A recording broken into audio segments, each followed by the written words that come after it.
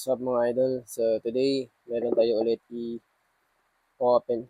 So ito is scoop para dito sa ginagawa kong compact build na PCP. So ito yung Discovery Optics HT. So HT na variant. So na-unbox na ito nung nakaraan. So papakita ko na sa inyo kung ano yung laman niya. So open natin. Okay. So ito yung mismong scope niya. Okay, so napaka-compact niyan. Ito naman yung sunshade.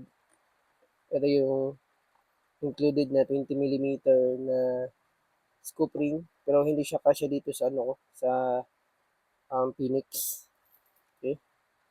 So start tayo dito sa mismong scoop. Okay? Ito yung scoop niya.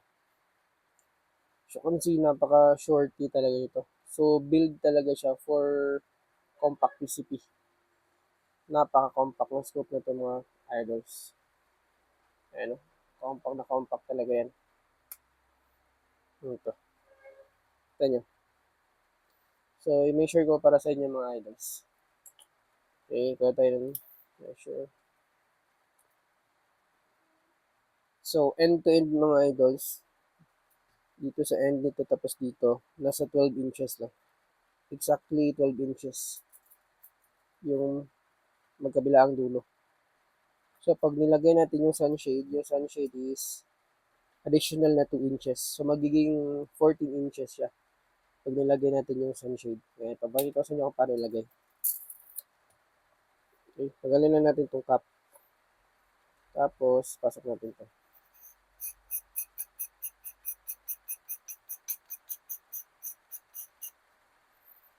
Yun. Okay. Goods. Tapos, lagyan natin ulit yung cap. Ayan. Ganda mga idols. So, yan yung ilalagay ko dito. Sa Phoenix 4. Yun siya. Yan. Lagyan na natin yung swing. Okay. Ganyan. Yun yung magiging itsura niya. So, compact talaga ito mga idols. HT. So, ang dito naman, ito yung kanyang side focus or parallax. So, open natin to. And ilagay lang natin siya. And side focus or parallax. Yan yung isa sa ginagandahan dito sa unit nito mga idols. Kasi meron siyang parallax adjustment. Hindi nga lang siya illuminated. Ang specs nito is naka 30mm na tube. 30mm yung tube niya. Unlike sa ibang mga compact na scope na nasa 25mm lang. Ito, yung tube nito is 30mm. Tapos yung dito naman niya is 40mm yung dito. Sa kanyang main lens or tube. 40mm. So 30mm and 40mm. Napaka-compact. May side parallax siya. Ang magnification naman ito is 4/18, ay 4/16/40. Yan siya. Ayan, 4/16. So, napakaganda nito mga idols. 4/16 yung magnification niya. Ito naman yung elevation and engage. All in all, napaka-solid. Solid na scoop. Ilagay natin yung gagamitin ko dito sa compact build ko. Ayan. Ang weight naman ito is nasa 570 grams. Yung kabuuan.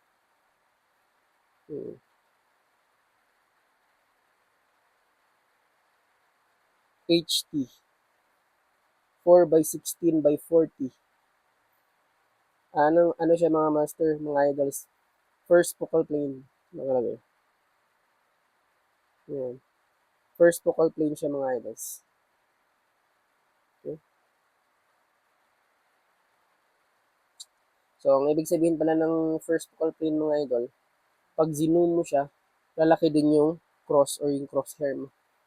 Ang second focal plane kasi mga idol, yung crosshair mo, same lang sila ng size. Hindi siya lumalaki. Hindi siya gumaganon pag zoom mo. Nandiyan pa rin siya palagi. Ang lumalaki lang doon sa zoom mo is yung ano, yung paligid ng scoop. So, mas maganda kung first focal plane yung gagamitin ninyo, lalo na pag long range. So, always choose first focal plane scope. So, ayan. So, pakita ko naman sa inyo yung rason kung bakit hindi siya nagkakasya dito sa Phoenix ko. Okay? And para na din po awareness sa mga nagbi-build or gustong mag-build na gamit ang Phoenix 4. Okay? So, actually, naka-order na ako. And paparating na din yung na-order ko.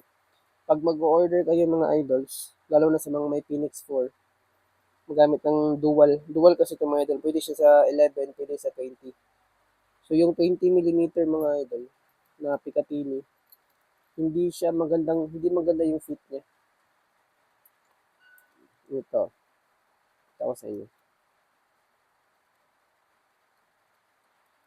Okay. Ayan.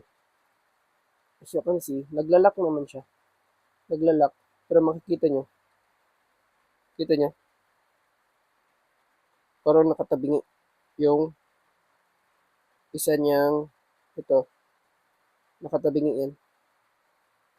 So, sa mga may Phoenix 4 na nagbe-build pa lang or nagplan pa lang mag-build ng Phoenix 4, kung bibili mo na kayo ng scope, huwag kayong kukuha ng 20mm na scope ring. Ang piliin nyo mga idol na scope ring is yung 11mm. Kasi hindi maganda yung lapat niya sa 20mm. Okay lang sana kung yung ibabaw ng Phoenix is ganito. Kasi kung ganyan yung ibabaw niya, maganda sana yung lapat niya. Yan o. Kahit nga dito meron siyang konti. Hindi ko alam kung yung scope ring ko ba yung problema or hindi lang talaga siya nag-fit na maayos. Pero to be ano, to be safe sa mga gusto mag-build dyan using Phoenix PCP4, yung bilhin nyo na o-ring is yung 11mm na scope ring. Okay? So 11mm yung gamitin nyo. Ito yung gamitin nyo sa babaw. Ito maliit. So yun na naman yung naging issue ko dito sa scope at saka dito sa receiver. Pero all in all, goods pa rin naman. Dito lang talaga sa scope rings ko. Hindi ko alam kung ito ba yung problema or yung dito sa mismong Picatinny. Pero again, para hindi na kayo paulit-ulit pa, kung bibili kayo ng scope, ang piliin yung scope ring is yung 11mm. Lalo-lalo pag Phoenix 4 yung gagamitin nyo. Dun sa Phoenix 3 kasi is ganito na din yung ibabaw niya. 20mm lang din yung ibabaw niya. So, dito lang talaga sa Phoenix 4, piliin nyo yung 11mm. So, yun lang. Again, ito yung itsura niya. So, and abangan nyo mga idols yung kabuuan natin dito. Kasi malapit na tumatapos yung Phoenix 4 na build ko. So, ito na yung barrel niya. Ayan. Ito yung barrel ni DBB. Phoenix din yung, sa kay Phoenix ko din siya nakuha kay Sir Chu Allison. So, hindi siya ganun kaganda yung fit niya dito. So, ang ginawa ko, kumuha ko ng Scotch Brite tapos una is 600 grit na sandpaper. Niliha ko siya ng 600 grit tapos gamitan ko siya ng Scotch Brite. So, ito din yung ibang parts ng PCP. Ayan. So, ang hinihintay ko na lang ngayon is yung carbon fiber, yung shroud, tapos yung bagong regulator. So, pag dumating yun, mabubuo na to. So, again, ayun lang mga idol. Peace.